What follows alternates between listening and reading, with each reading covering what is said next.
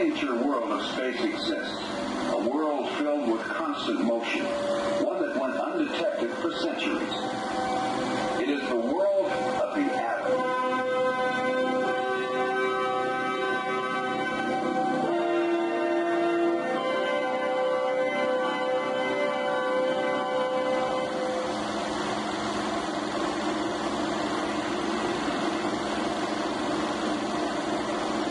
Deep within the atom lies the origin of one of the most important issues of our time. For with the discovery of the atom's power came the birth of the nuclear age. The building behind me is a nuclear power plant generating electricity. Advocates of nuclear energy see this facility as economical, safe, clean, and necessary. Others believe such plants to be dangerous, at best a threat to health, and at worst a potential source of catastrophe. How can tiny atoms generate electricity and at the same time create such wide differences of opinion? We'll find out as we take a closer look at the atom. We'll begin by watching an Arabian Nights fable, which in some ways is very much like our own story. Do you remember the tale of the fisherman and the genie? One day, a fisherman was casting his net when he happened to pull ashore a brass vessel. Its top was closed with a lead stopper.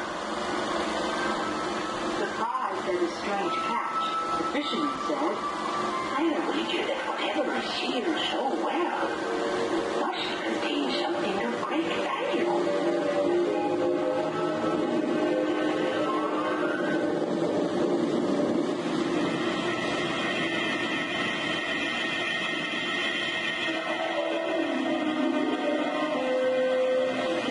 Know that presently thou wilt have to die.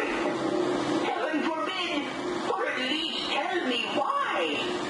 As I lay imprisoned in that tiny jar for many centuries, my anger grew and grew until I swore in my heart that my liberator should perish. What a cruel trick fate hath dealt me. Trick? Oh, genie, since thou art determined upon my death, grant me this one last question. Well, How can one as mighty and powerful as thou dwell in so tiny a vessel? what? Thou dost not believe me?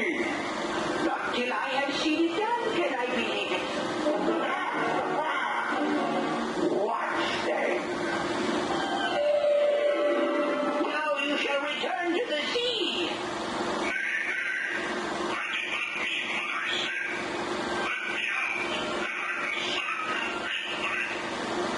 Faithfully.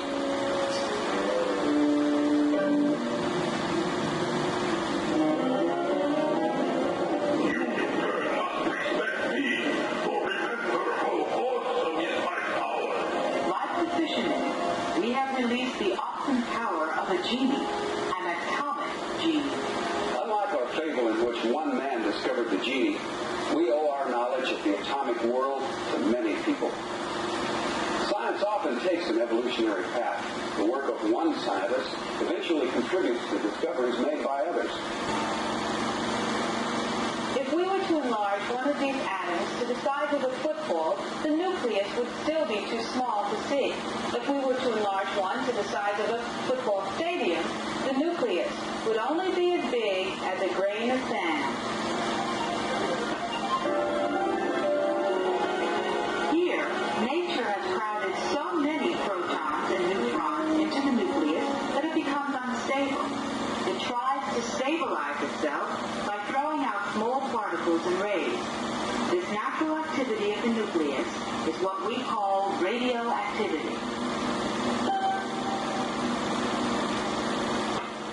So radioactivity is the spontaneous natural decay of unstable atoms. When that's done, knowledge of the tiny atom continues to broaden and deepen our view of the world.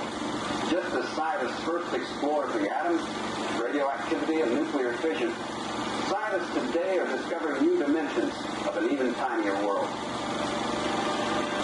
But our genie is in itself neither good nor evil. It is our responsibility, yours, mine, everyone's, to determine how this genie, released from the tiny atom, can best serve us in the future.